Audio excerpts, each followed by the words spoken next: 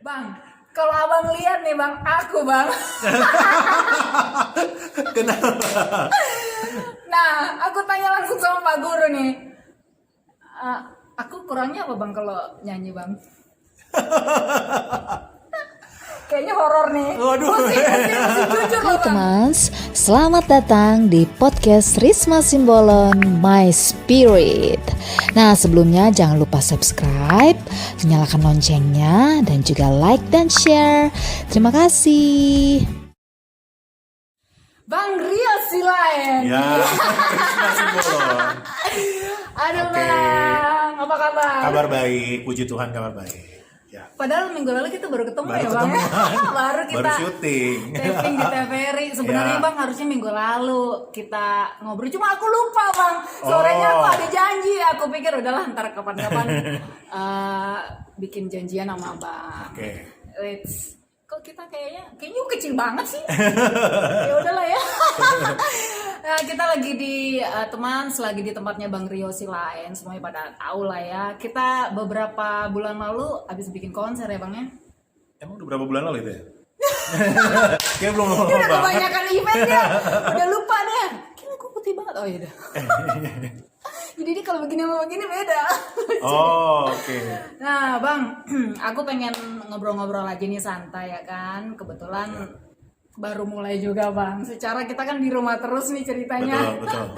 Jadi kita bikin podcast lah. Siapa tahu cerita dari Bang Rio tuh bisa berdampak bagus buat semua teman yang nonton ya kan. Oke. Jadi dulu Bang masa kecilnya tuh kayak apa sih Bang? Boleh cerita nggak? Masa kecil aku sih bahagia. Oh gitu. Bahagia termasuk Kalau dari finansial nggak kekurangan ya Bang ya? nggak kekurangan. Justru mungkin dari abang-abang aku semua gitu, keluarga aku yang lumayan banyak dapat apa ya, kelebihan gitu. Apa tuh Akses maksudnya? dalam banyak hal. Jadi nyokap bokap tuh lebih banyak mau apa ya, spend uang gitu. Jadi aku lumayan kena banyak impact yang positif.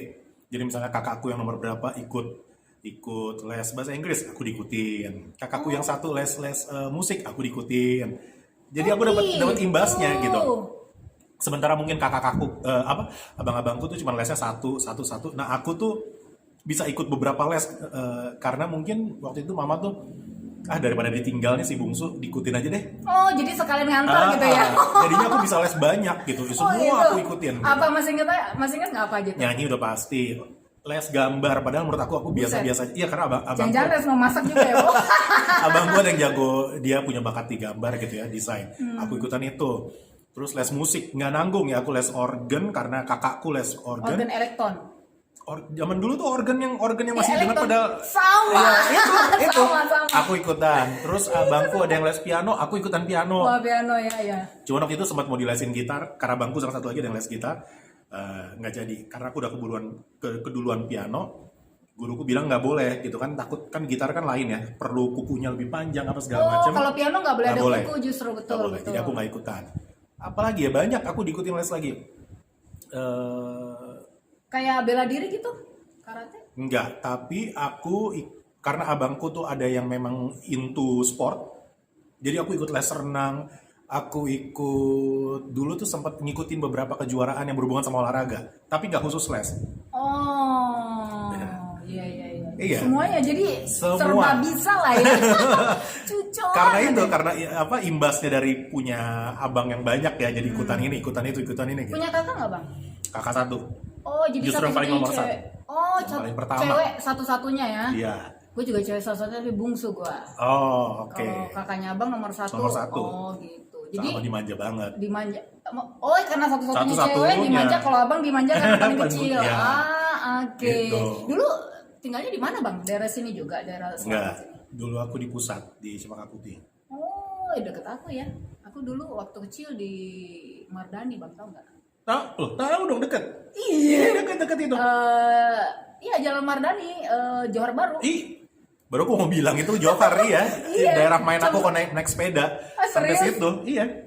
Jangan-jangan dulu kita pernah kenal ya bang ya? Orang aku bisa main sepeda sampai percetakan. Iya, jadi dulu aku TK SD di SD Melania ini Katolik. Oh, dekat Jembatan sekali itu. Ih, jembatan Iya, Serong. tahu tuh, Katolik ya. Iya, Iya, betul. Katolik, SD Katolik. Abang Iya. di mana SD-nya? Aku SD, aku berkali-kali pindah.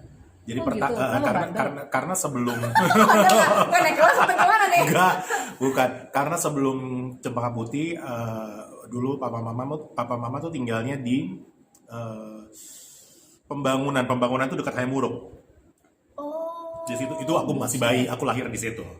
Di situ. Jadi aku dulu di kalau sekarang tuh namanya Penabur ya, Penabur 2. BPK Penabur itu yang di belakang Hayamuruk. Terus waktu pindah ke Cempaka Putih, aku pindah ke BPK yang di Gunung Sari. Oh. Iya, Senen. Gitu. Aku SMP BPK Penabur. Di Depan Cipto, SMPK 3. Oh, oke. SMP Kristen 3. Sebelahnya PSKD itu, Bang. SMA PSKD. Ya. Ya, itu. Jadi ternyata anak penabur juga. Iya. Gitu. Ya ampun, ternyata.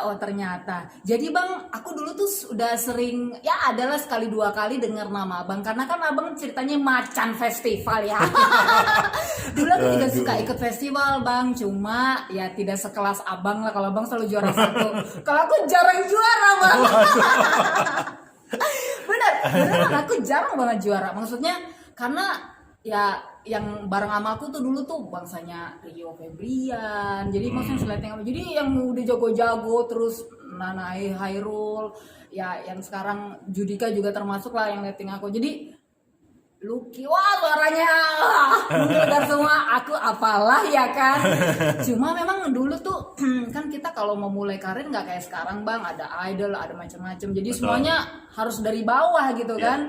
Nah jadi aku ya dari anak-anak lomba suka pernah denger lah sekali dua kali nama Abang gitu kan. Cuma memang nggak pernah ketemu di, mungkin kita kan biasanya kalau festival atau lomba tuh ada range umur Usia, ya, ya, gitu. kategori Jadi ya. kategori ya. Jadi mungkin nggak ketemu karena itu Ya, Bang. ya, betul. Gitu. Terus Abang, aku denger-dengar juga ini Abangnya keluar negeri ya, sering ini Abangnya. Ya. Itu kayak tour band tour gitu ya Bang ya. Betul. Sebenarnya jadi bukan sering keluar negerinya, tapi Sekali kontrak langsung.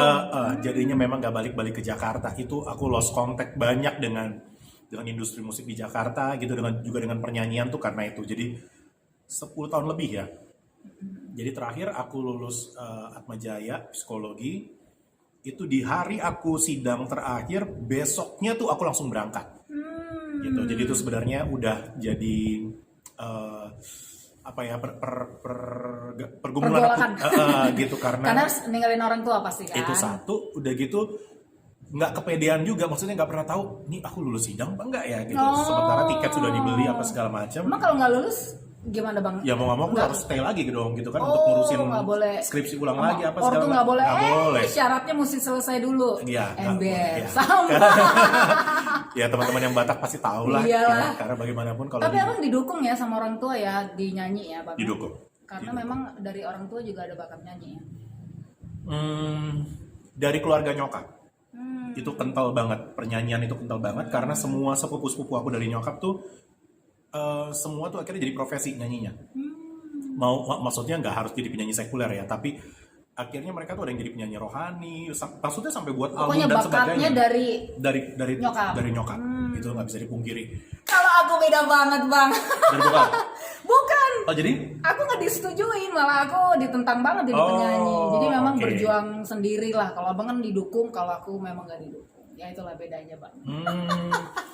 Aku mungkin beruntungnya karena pas lagi kecil itu tiba-tiba sebenarnya gini, waktu kecil bukannya nyokap bokap nggak mendukung, cuman biasa aja lah, maksudnya pasti mereka tahu gitu bahwa nih yang bungsu nih bisa nyanyi, karena kita sering kok dari acara keluarga ke acara gereja tuh nyanyi gitu. Ya.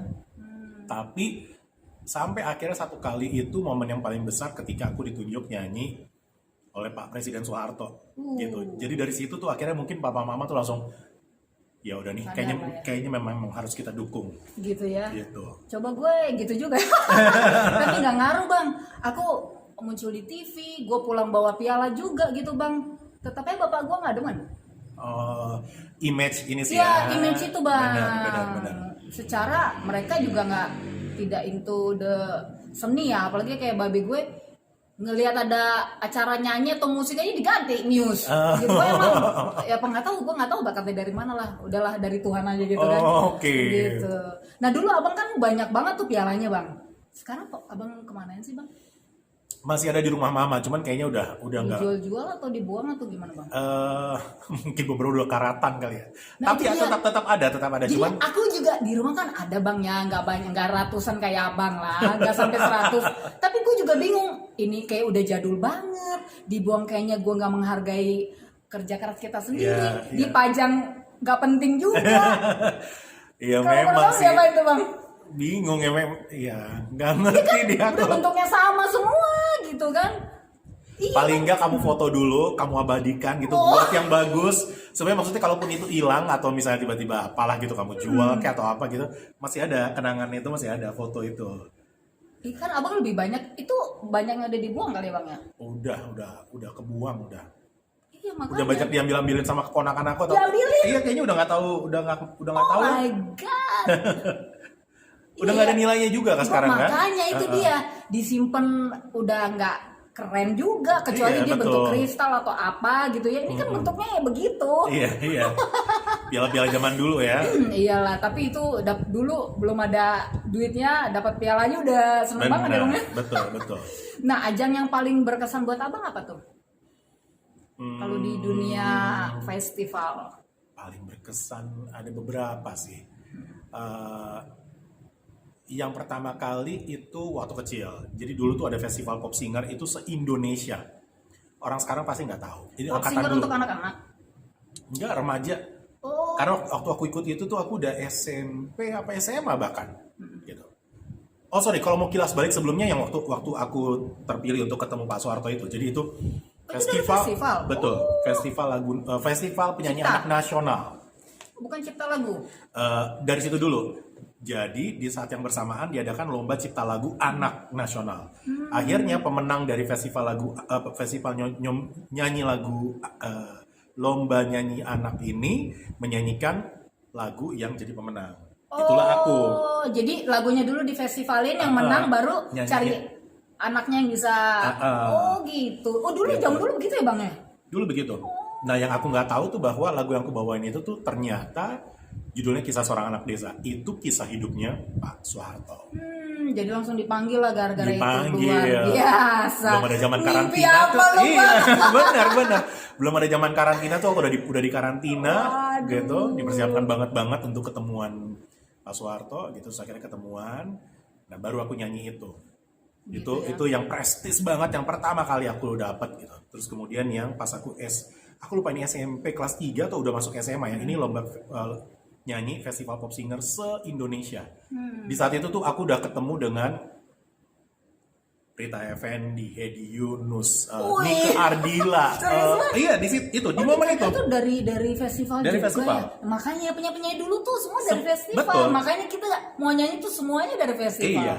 Itu di zaman itu aku udah ketemu itu Desi Fitri, siapa lagi itu Irma mah, Jun. iya. Itu di lomba itu yang sama. Di situ itu yang prestis banget.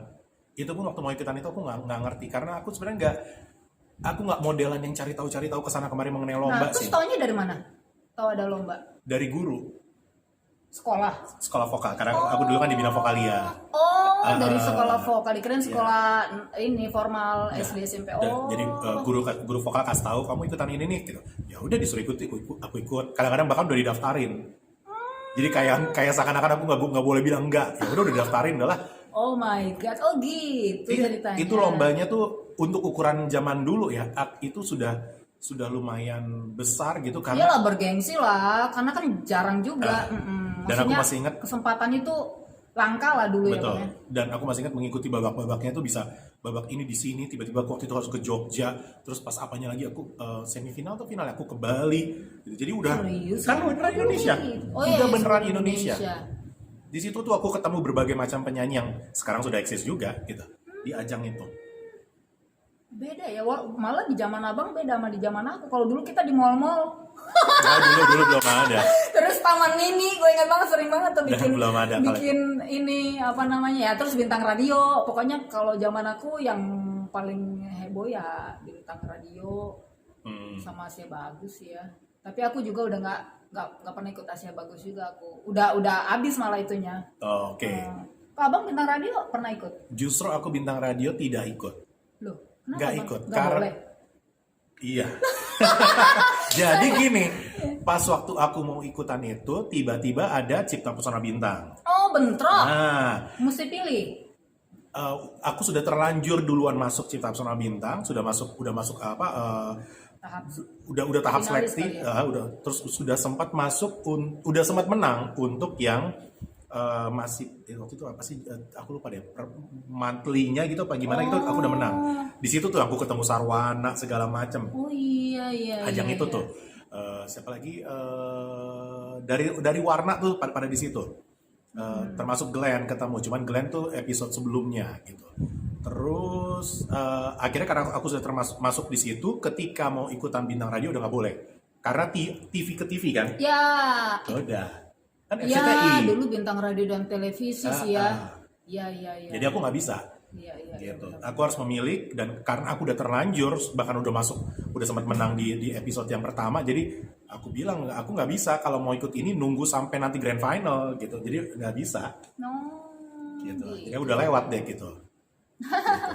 Nah, terus Bang, kenapa Abang nggak terusin misalnya nih kan banyak penyanyi yang makanya eksis itu mereka tuh sukses juga di rekaman, di jalur rekaman. Kok Abang nggak nerusin di rekaman, malah lebih banyak di belakang layar, bahkan ya di panggung dan belakang layar kalau aku lihat ya. Oke. Rekaman sebenarnya aku sempat buat di 2008 itu, aku buat Rohani juga aku buat. Cuma tuh memang mungkin keadaannya, situasinya waktu itu nggak memungkinkan.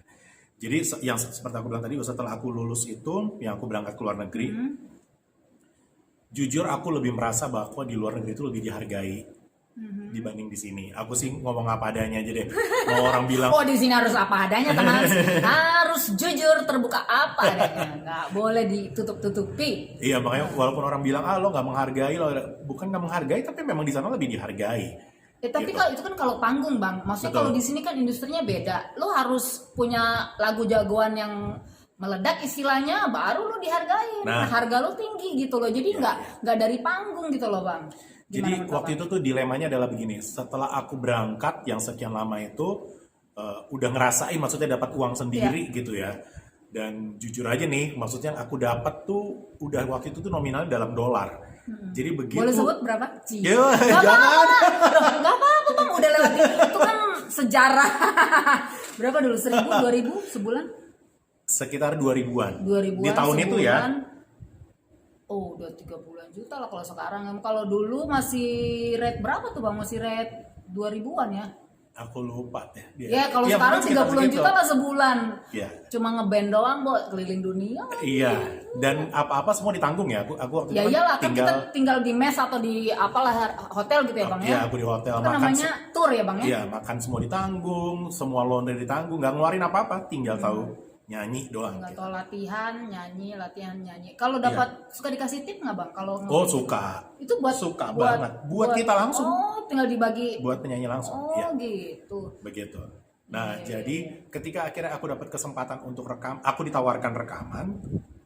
Dilemanya adalah begini, Sama label apa, Bang? Hmm. Ingat nggak? Sony waktu itu. Oh iya. Aku udah sempat ketemu sama Pak Yan.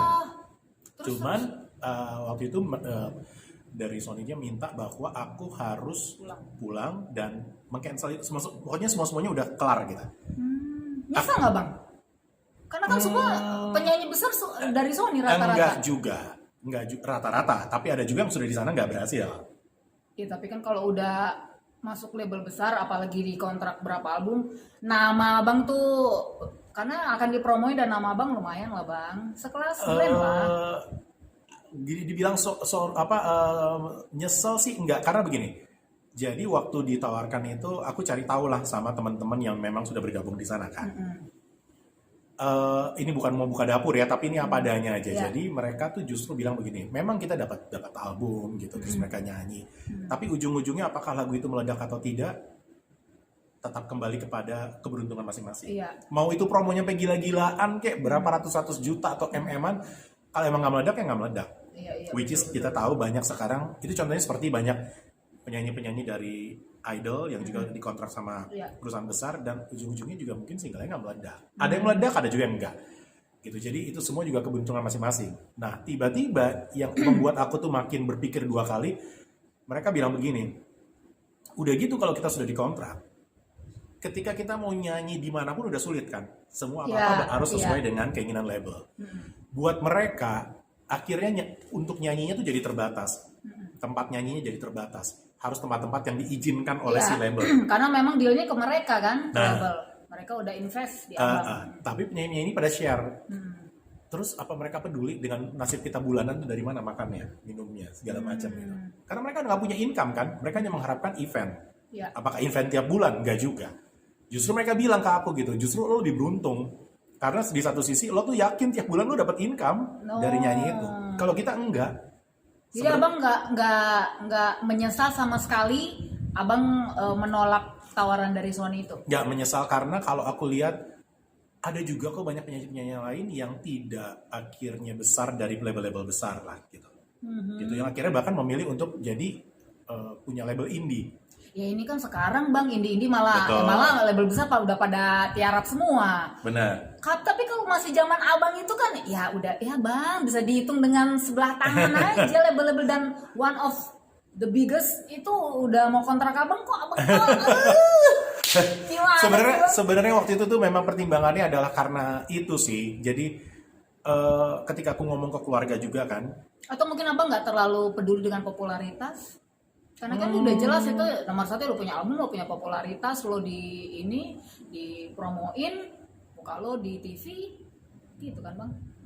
Sedangkan kalau abang kan cari duit, ada orang yang begitu, gue yang penting duit, nggak perlu gue popularitas, ada yang gitu. mungkin kalau dibilang nggak perlu, nggak sepenuhnya begitu sih. Cuma mungkin karena saat itu tuh aku udah lebih pada realitanya lu gimana nih, Oh, gitu. ya udah di depan mata aja lah gitu ya.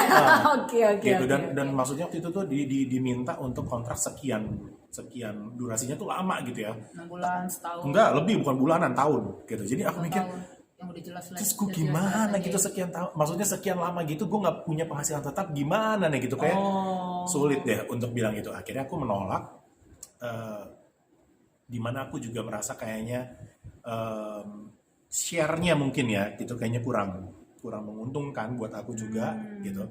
Akhirnya aku memutuskan enggak gitu. Tapi setelah itu aku dapat tawaran juga untuk nyanyi di album gospel. Nah, di mana itu tuh menurut aku lebih jelas karena aku tetap bisa melakukan kegiatan sekuler aku, tapi juga tetap punya album. Gitu. Oke. Pada saat yang bersamaan, mungkin emang ini udah jalan Tuhan ya. Iya. Bokap nyokap itu sakit dan akhirnya meninggal. Jadi aku memutuskan untuk ke Jakarta. Pada saat sakit itu aku balik, udah aku berkarir di sini. Akhirnya kembali ke laptop. Nah, terus gimana tuh bang waktu abang kembali ke sini itu udah kayak blank semua tuh gimana bang? Blank banget gitu maksudnya. Nah, abang dari nol lagi dong ceritanya atau gimana? Dari nol.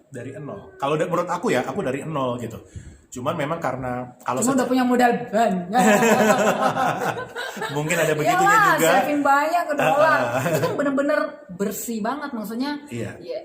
Ya aku tahu lah namanya reguler di kontrak itu, ya itu uang bersih semua. Kita makan ditanggung, tempat tinggal Iya. ditanggung. Nggak tahu kalau baju beli sendiri Enggak, ya? baju sendiri. Kadang-kadang kan seragam gitu kan bang. Tapi sendiri, baju sendiri.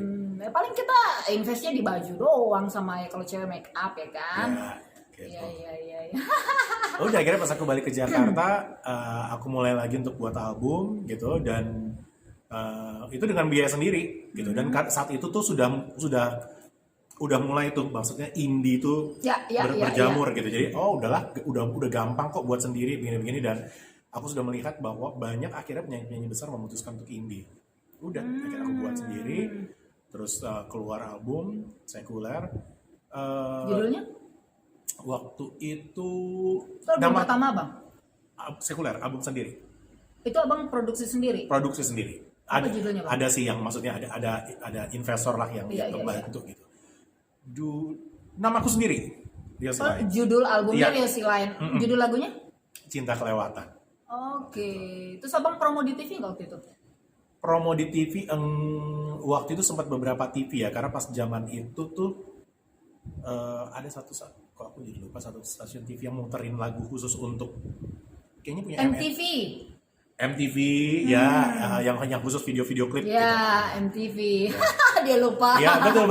Nah, itu Wah, hebat. promo dan mungkin orang nggak terlalu gimana gitu, tapi sebenarnya saat itu tuh lumayan karena aku taunya itu masuk chart gitu.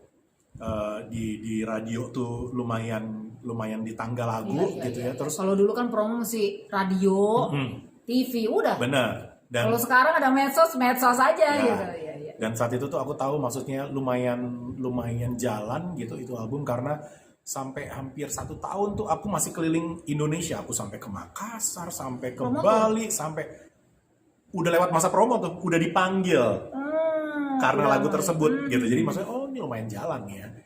Gitu. Iya. Terus abis itu kenapa nggak bikin album lagi, atau kayaknya udah enakan udahlah nyanyi aja, yang penting kan duit gitu. Lebih begitu. Iya, realistis banget abang kita ya.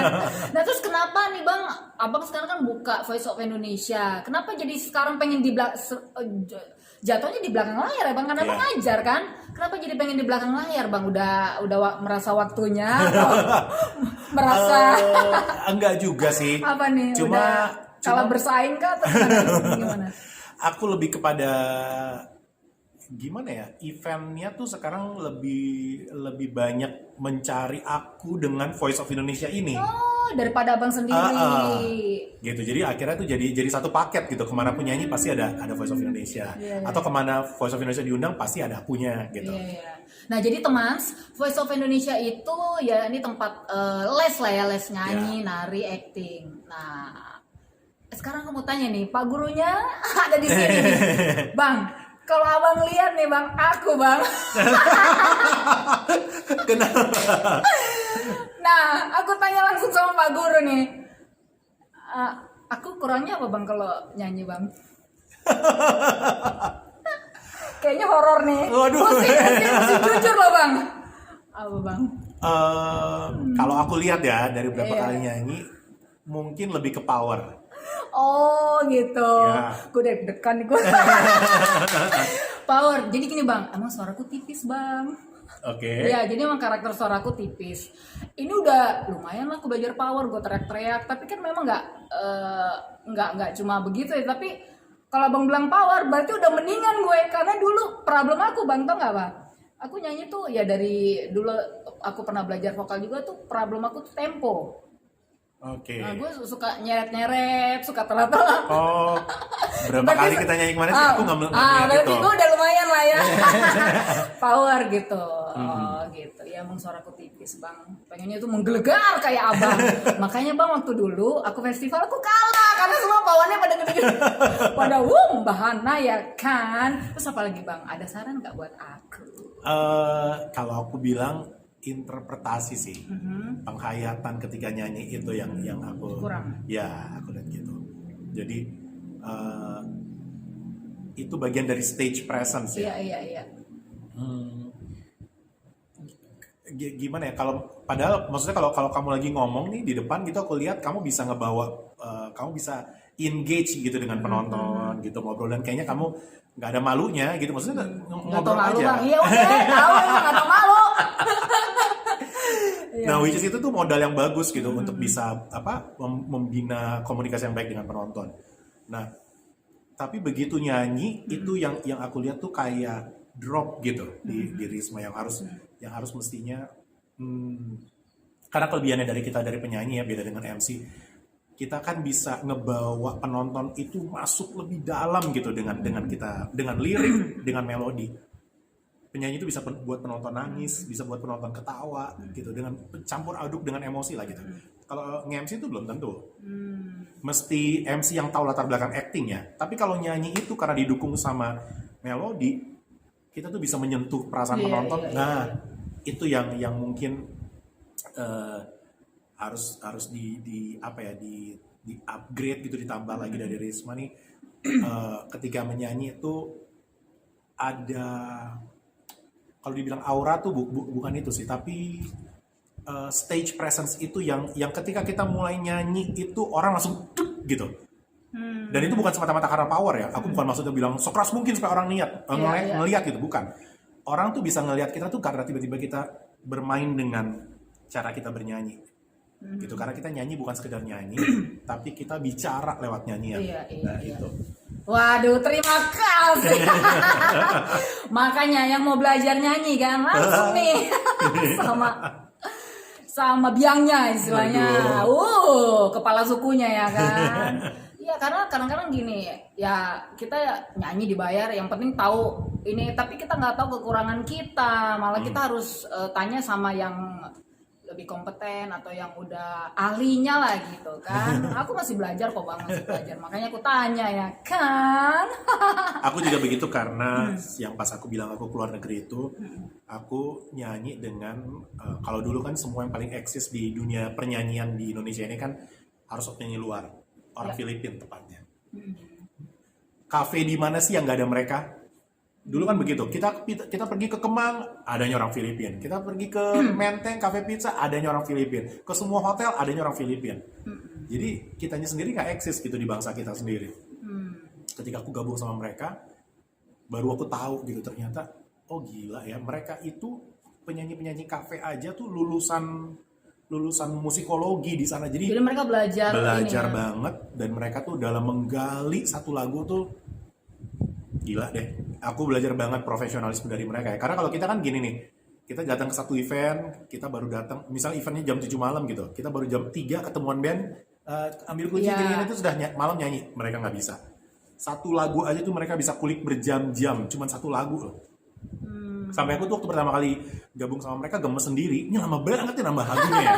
Tapi ternyata aku baru tahu mereka nguliknya tuh sampai jadi benar-benar masuk menjiwai, bahkan dia istilahnya kalau ini menaklukkan lagunya. Kata apakah per betul? Kata. Betul. Kata per Harus kata. taklukkan lagunya itu. Jadi nggak cuma membawakan tapi menyampaikan, itu kan nggak gampang sih Abang. Betul juga sih. Jadi Abang banyak belajar dari situ ya Bang ya. Betul. Kalau ada nggak orang yang berjasa buat Abangnya di dunia nyanyi? Wah, banyak banget. Dulu pernah selain Pranajaya ya, Abang kan dulu. Selain Bapak Pranajaya siapa? Dulu setelah Pak Pranajaya itu aku langsung ketemu sama Eyang Titik Puspa. Karena pas aku dulu eksis di TVRI itu karena Pak Pranajaya kan punya acara di TV di lokal ya. Satu-satunya TV kan di nasional. Yang titik tuh ngeliat aku, terus dia hubungin aku untuk ikutan di grupnya dia, dulu namanya Papiko. Aku ikut tuh ke situ. Nah di situ tuh aku ketemuan, aku satu les sama Anggun segala macam, Is Darlia itu di masa itu.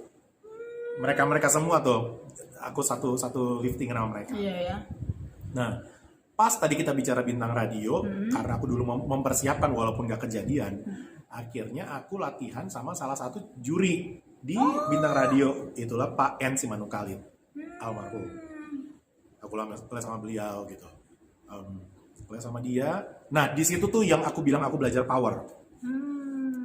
Ini percaya atau enggak nih? Kalau orang kalau aku ceritain pasti ini kayaknya mengada-ngada deh. Padahal Gimana Bang? Gua aku datang ke rumahnya, terus kita lesnya di ruang tamu.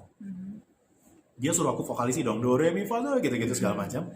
Di tengah-tengah aku nyanyi, dia ngomong gini, bisa lebih keras lagi nggak?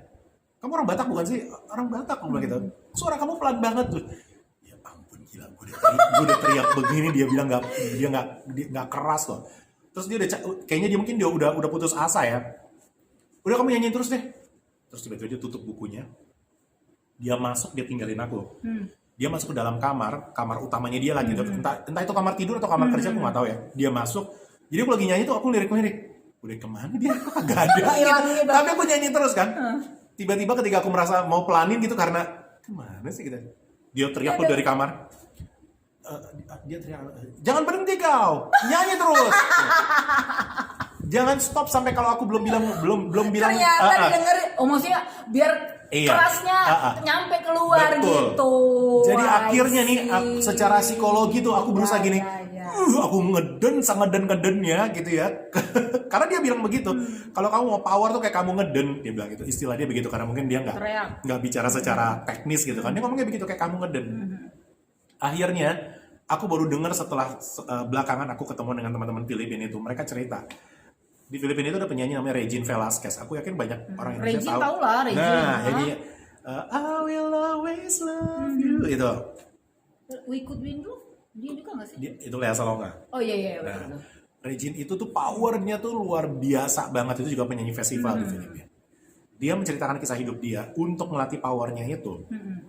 Dia disuruh gurunya untuk di pantai nih, dia jalan terus ke permukaan laut gitu. Dia jalan terus sampai dia udah mau tenggelam. Jadi udah misalnya air segini nih, di situ disuruh nyanyi sama gurunya. Dan dari tempat dia nyanyi, kita nggak tahu tuh berapa meter ke depan ya, gurunya masih bisa dengar di pantai yang masih ada pasir.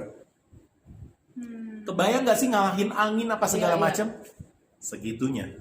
Ya, aku juga pernah dibilang tuh Bang kalau mau latihan apa sama power di dalam air emang. Nyanyi lu teriak dalam air. Gue praktekin, Mbak.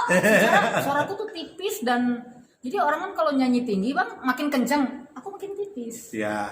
Nah, jadi katanya belajarnya begitu ya. Aku pernah praktekin lah dulu masih suka berenang, gue teriak tuh di dalam kan gelembung-gelembung keluar gitu tuh. Tapi ya nggak tahu, mungkin agak mendingan sih sekarang gitu loh kalau apa namanya gak terlalu tipis tapi masih tipis lah, memang udah karakternya gitu kan gitu ya. Oh jadi dia cerita gitu ya Bang? Iya gitu, dan akhirnya sampai, dan aku ngerasa banget gitu setelah Pak Ins Manunggal itu ngelatih begitu, ya makin power aku makin tebel gitu.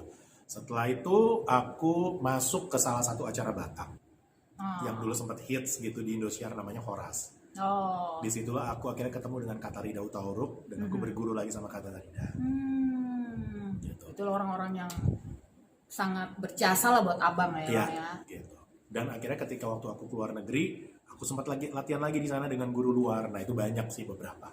Jadi tapi aku latihannya udah lebih segmented gitu genrenya. Aku latihan jazz, aku latihan R&B, aku latihan Broadway. Karena kalau di sana guru tuh lebih begitu. Udah ini ya, sesuai jalurnya aja ya. Jadi nggak bisa all in gitu ya Bang ya? Kalau all in itu waktu itu tuh mereka mungkin karena aku pas lewat audisi mereka ngelihat kayaknya udah bisa kali ini untuk masuk ke spesialisasi gitu. Jadi waktu masuk itu aku dites dulu nyanyi. Setelah itu mereka bilang, ini kamu udah masuk bisa untuk ini advance gitu loh. Udah akhirnya aku malam nyanyi gitu kan, malam-malam nyanyi ngeband. Pagi dan siangnya aku isi waktu dengan begitu. Jadi Bang dari kecil sampai sekarang tuh masih di dunia nyanyi Bang. Ada rasa jenuh nggak sih Bang? Nggak ada. Serius? Nggak ada. Kok gue seringnya? Sumpah gue sering. Jenuh nyanyi. Malah aku beberapa tahun lalu Bang, aku pernah ngomong di podcastnya siapa, aku lupa gitu. Aku udah pengen pensiun. Udah gue nggak mau nyanyi lagi. Oh iya? Iya. Sekitar 5 tahun lalu lah, 5-6 tahun lalu. Itu tuh udah titik jenuhnya tuh udah maksudnya gini. Aduh udah deh gitu, lihat industrinya aku juga nggak ini gitu, udah nggak gimana. Kalau ngeliat industri, iya memang putus asa, betul. Frustasi Bang, sumpah. Maksudnya bukannya aku nggak suka berkompetisi, aku suka, tapi nggak sehat gitu. Dalam arti tuh ya kita yang udah merintis dari bawah ya kayak abang kita semua itu tiba-tiba dengan banyaknya talent show yang abang tahu kan, itu kan menurut aku sih instan ya gitu. Betul. Dengan hanya sebulan 2 bulan tiba-tiba dikenal dan harganya dia bisa gitu kan. Aku bukannya merasa gimana, tapi orang tuh memperlakukan kita kayaknya gimana gitu loh. Betul. Istilahnya ya gitu. Jadi aku juga orangnya nggak bisa gini Bang, misalnya ada orang nih, aku bayar dia segini aja mau, kamu nggak mau, oh ya udah Bang ke dia aja gitu.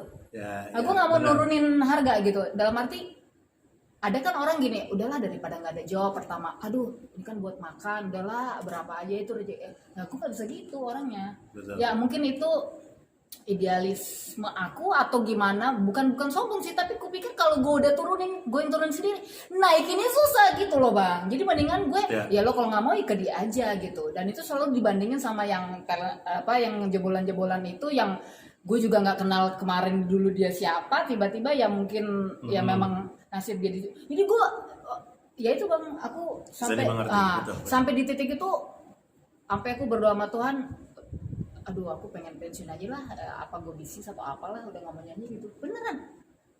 Dan aku sebelum itu padahal kamu cuma denger dari si kliennya ya. Itu nggak sekali 2 kali Abang. Kamu bayangin aku yang coaching mereka nggak?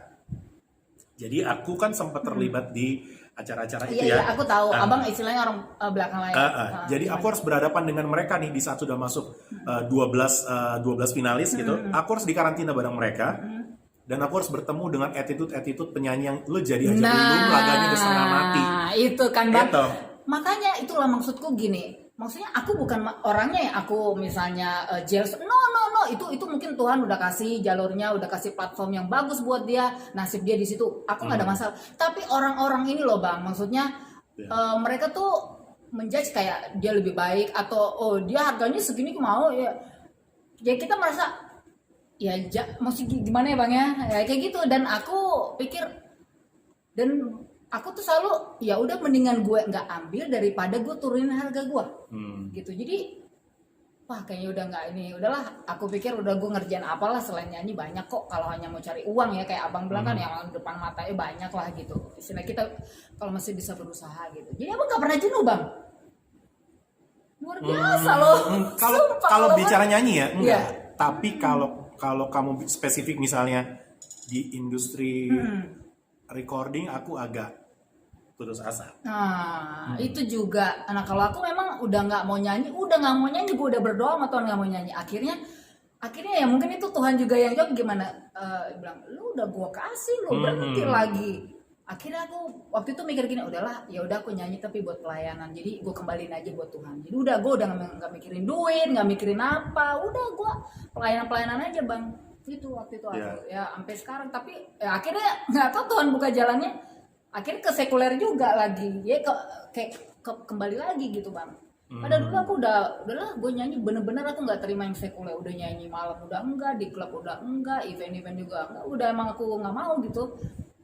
Udah nyanyi bener-bener ya dangdut hepeng lah Bang. Ya kan pelayanan tau sendiri ya gitu. Jadi ada aku titik kayak gitu Bang, itu udah mentok banget gitu, udah mentok maksudnya udahlah gue juga mau apa sih kan gitu yang kita mau kejar gitu kan. Kalau sekarang nyari duit buat makan aja mah bisa dari tempat lain. Cuma ya itu mungkin teguran buat aku. Ya itu ya lu udah gua kasih talenta ya. Lu berhenti nah terus gimana? Gua ambil lagi nih gitu kayak gitu. Betul. Akhirnya ya itu kalau kisah aku gitu. Kalau abang hebat juga ya. Teman aku banyak juga yang jenuh Bang. Maksudnya ada titik-titik tuh kejenuhan itu walaupun akhirnya kembali lagi gitu. Kalau abang enggak ya karena mungkin justru kalau aku tuh beda kali ya. bisa jadi aku justru setiap kali aku menemuin benturan hidup gitu. Iya. Ini udah bicara yang lebih dalam deh. Nah benturan itu udah mana? Contohnya benturan apa tuh Bang abang? Cerita dong. Entah misalnya kayak waktu Finansial? Pernah finansial atau keluarga meninggal gitu ya, berturut-turut waktu itu bokap nyokap terus dua abangku tuh lumayan berurutan. Abangnya abang meninggal? Serius? 2 Sakit Bang? Masih muda dong? Masih muda, masih di umur dalam 50-an. 1 tahun? Nggak dalam 1 tahun, tapi tahun berturut-turut. Wow. Itu tuh buat aku tuh justru di nyanyi yang aku bisa merasakan ada Pelampiasan abang dinyanyi. Oh gitu. Oh ini mungkin yang, tapi kalau aku cerita gini, terutama orang Batak ya, suka nanggepinnya, ala tuh Pak Jogo-jogoan gitu, suka ngomong begitu. Biarin aja, cerita sama gue. Di saat waktu bapak dan waktu mama juga nggak ya, bapak paling aku ingat meninggal, itu malamnya aku masih nyanyi loh. Ya nggak apa-apa, namanya kerja kan. Nah, kamu ngomong begitu karena kamu nyanyi. Ya iyalah. Nah, kalau orang Kan lain tanggung jawab. Nah, kita kan ngeliatnya begitu kan. Iya. Kalau keluarga mah, waduh, abis aku udah bukan dimarah-marahin lagi, kalau bisa dikutuk kali. Ya, jadi kita nggak bisa cancel ini dong. Iya. Maksudnya mendadak begitu. Betul. Lagian nyanyi cuma 3 jam doang kan. Itu balik dia. lagi. Saking aku merasa maksudnya ini tanggung jawab, ini profesionalisme Iya. aku tunjukin, dan aku tahu banget nih nanti malam pasti gue nyanyi gue akan berat banget gitu. Tapi justru ketika aku nyanyi itu tuh aku bisa terhibur loh. Gitu. Jadi akhirnya setiap kali aku nyanyi tuh aku, maksudnya malam itu ya, kalau lagu ini nih kayaknya waktu itu bokap dia suka deh. Gitu. Jadi aku menghibur diri sendiri, begitu. Dan justru percaya atau enggak, entah gimana ya, ketika setelah itu tuh aku kan kadang-kadang kan ini mungkin terjadi di aku ya, nggak semua orang. Kalau kita udah ditinggal sama keluarga gitu atau orang terdekat tuh kadang-kadang suka kebawa-bawa mimpi. Datang dalam mimpi Bang. Dan tahu nggak ketika dalam mimpi tuh tiba-tiba tuh kayak ada soundtrack gitu. Soundtrack. Iya, jadi mimpi aku tuh kayak ada nyanyinya segitunya loh. Masa Abang nyanyi di mimpi itu? Bisa kadang-kadang begitu. Aku dengar ada nyanyian. Oh gitu. Serius. Tapi Sampai akhirnya Abang tahu lagunya apa? tahu, karena setelah itu aku bangun terus langsung aku ke piano, aku main. Serius Bang? Begitu. Dan lagunya tuh bisa random aja. Apapun, nggak mesti tiba-tiba lagu rohani ya, bukan karena Iya. dalam kekristenan terus nggak ada. Jadi udah kayak apa namanya tuh? Ya kayak film. Iya. Ada soundtracknya.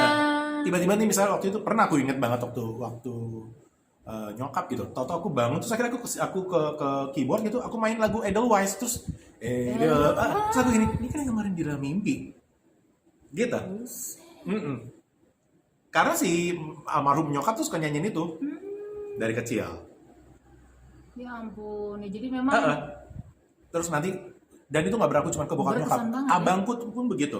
Jadi tiba-tiba misalnya aku mimpi gitu tentang abangku ya, ada soundtracknya lagi pas lagi mimpi. Nanti aku bangun, aku ke keyboard lagi, aku main. Ini kan yang dia suka ngiringin. Ini Greatest Love of All. Karena abangku tuh suka ngiringin aku dulu kecil nyanyi lagu itu. Jadi ya ampun, dia kan dulu suka ngiringin aku lagi. Gitu. Jadi mengobati kesedihan dan kerinduan abang gitu ya. Makanya Luar biasa. aku belum punya perasaan begitu dengan nyanyi atau musik itu belum. Bahkan ketika aku akhirnya membuat suatu event-event gitu kayak musikal atau drama atau apa, itu semua dari kisah hidup yang aku lewatin gitu. Oh, gitu. Justru itu menginspirasi. Kayak Sinamot itu yang waktu kita main waktu itu. Itu dari perjalanan hidup juga. Secara aku kan punya sekian banyak abang dan satu kakak cewek. Jadi dampaknya jadi anak bungsu itu adalah selalu kan ikut-ikutan ke sana kemari dibawa gitu. Jadi aku lihat gitu proses gimana bapak mamaku tuh untuk nemenin semua proses abang-abangku itu waktu melamar. Jadi setiap pulang tuh aku tanya, ini Melamar istrinya. Oh, oke. Jadi aku nanya gitu, ini setiap kali kita nanti masuk ke abang kita yang satu lagi akan begini lagi, tawar menawar lagi. Jadi itu ilmu yang aku dapat itu. Nah, aku mau tanya Bang, kok Abang belum married sih? Atau aku nggak tahu, Abang pernah married? Enggak. Oh, ya kan nggak tahu. Kan Belum, makanya belum. di sini nih Belum, kita belum. buka. Kenapa Bang, Abang belum? Tapi di rata-rata abang-abangku tuh memang agak telat semua. Jadi kita tuh belum ada yang dari dulu memang gak ada yang pernah cepet married, termasuk kakakku bahkan itu agak lama gitu marriednya. Tapi semua udah married kan? Tinggal Kecuali apa? meninggal. Oh, Yang belum meninggal sempet. Oh. Ya. Satu yang meninggal itu belum sempat. Kalau yang satu yang meninggal sudah punya sudah sempat married dan sudah punya anak. Wah, kasihan ya. Nah, Abang kenapa belum Bang? Cari yang kayak gimana sih? Kalau dibilang mencari sebenarnya yang bisa mengerti kehidupan musisi sih. Iya, cari musisi juga lah. Kayaknya nggak mungkin berhasil kalau itu. Karena gini, Kenapa? aku tuh selalu menanamkan, tapi ketika aku menanamkan ini nih karena aku punya pengalaman. Iya. Aku nggak mau sebut satu penyanyi deh, karena dia lumayan dikenal. Dulu tuh aku Sebut pernah, juga nggak apa-apa. jangan. Inisial. Aku tuh ngeband dengan satu orang penyanyi, di mana pasangan dia tuh pemain keyboard. Oke. Udah hancur aja. Pas lagi berantem, iya. wah kerjaan juga Iya, berantakan. bisa Oh, lempar-lemparan gitu. botol Coca-Cola loh. Ya, tapi kan itu dia Bang. Kan banyak juga yang justru bisa Bukan cuma bersama-sama. dia, beberapa lagi setelah itu ada teman-temanku juga Oh, yang jadi suami istri dari atau pasangan. pengalaman Abang ya begitu. Jadi akhirnya aku jadi ke setiap murid aku gini. Kalian nih sekarang nih, kalau kita mau ngebentuk grup ya, nggak ada ya hubung-hubungan. Kalau kalian akhirnya mau pacaran, mendingan pisah band atau pisah kelompok. Boleh tetap pacaran, tapi jangan di kelompok yang sama. Karena begitu. Itu terjadi banget, gak usah bicara merit. Baru pacaran aja nih. Ini di Voice of Indonesia. Misalnya aku tempatin nih ya. Ini lo cinlok lah. Iya. Ya. Hihi. Ini kalau misalnya aku tempatin gitu, aku schedulein. Besok kalian nyanyi di outlet ini ya. Terus dia ngeliat, aku gak bisa dibarengin sama yang itu. Enggak. Aku langsung begitu. Enggak ada deh. Ini bukan ini bukan Buset. McDonald ya. Ini Horor sekali Bapak. karena aku udah tahu. Iya. Ini bukan McDonald ya, Pak. Ini apa paket-paketan gitu. Oh. Ya kan Ini dia udah maunya- bisa bersama-sama jalannya, pulangnya juga Bang. tapi nanti penghematan dong gimana Kalau sih? telat jadi bareng, kalau ada masalah di grup yang lain jadi jadi menderita, jadi begitu. Jadi emang mesti dilihat dari yang objektif lah ya. Kalau subjektifnya kan gitu, bisa pulang bareng lebih irit. Benar. Dan istilahnya pulang bareng, berangkat bareng, ya gitulah lebih. Tapi lebih Intimate banyak lah. efek negatifnya. Oh gitu ya. Makanya kalau selama pengalaman mencari gitu, kemarin aku kalau udah langsung ketemu yang sesama penyanyi, aduh kayaknya bakal deh. Jangan di bidang yang sama aja. Oh gitu. Terus apa dong, karyawan biasa, pengusaha? Ya apapun itu, tapi jangan Model. jangan di bidang. Orang sekarang banyak bang gini ya, misalnya suaminya musisi atau penyanyi, istrinya mah beda. Tapi akhirnya ya karena udah suami istri ya membantu juga. Jadi Karena beda kan? Manajernya. Tapi kan intinya bareng-bareng juga. Entah manajernya malah pokoknya yang ya inilah justru mensupport lah, saling mensupport. Tapi bukan sesama penyanyi kan? Awalnya bukan. Ya. Justru itu jadi mensupport suaminya apa mensupport istrinya. Kan banyak yang gitu biar Ya betul. bisa Bisa. gitu ya, bisa ya. Dan aku tuh termasuk jenis orang yang workaholics ya. No, iya sih. Itu ya ibaratnya ini office boy aja tuh bisa pada lihat gitu. Mereka kadang-kadang kaget gitu. Mereka tidur malam ngelihat aku di sini gitu ya, di depan keyboard. Mereka bangun pagi nyapu, aku masih di sini. Maksudnya abang nggak tidur gitu? Nggak tidur. Ngapain bang? Ngerjain musik atau up event atau apapun itu. Kalau aku lagi nulis skrip ya bisa kayak begitu. Atau lagi mempersiapkan satu pertunjukan itu bisa kayak begitu. Iya sih. Kalau pertunjukannya Bang Rio tuh kolosal semuanya. Yang waktu itu aja kayak lebih dari 100 orang ya. Lebih, itu pendukungnya aja lebih dari 100 orang, apalagi penontonnya ya ribuan. Luar biasa. Itu abang nggak ngerasa gimana bang? Tapi abang menikmati ya workaholicnya. Nikmati banget. Dan bisa begini. Memang setelah selesai itu badan capek gitu ya. Tapi pikiran tuh plong aja. Iya ya. Sementara nih kalau misalnya kita cuma mau meeting ya. Walaupun bicaranya event, itu pulang dari meeting tuh aku bisa kayak abis ngajar 100 orang gitu, capek gitu. Meeting doang ya. Tapi kalau latihan berjam-jam dengan pemain band, dengan penyanyi, mau aku ngajar 4-5 jam gitu nonstop, setelah itu tuh aku masih bisa ketawa-ketawa, masih bisa mau ngalor ngidul kemana dulu, cari makan atau masih begitu. Tapi kalau habis meeting tuh kayak udah balik tidur, capek. Berarti kemarin waktu kita meeting dia ngomong capek dong. Yang waktu kita sebelum kita konser kan baru meeting. Yang kita meeting sama Bang Siaan. Oh, beda. Kalau itu tuh belum Belum jatuhnya belum meeting ya. Belum. Kita baru kongko. Iya. Oke.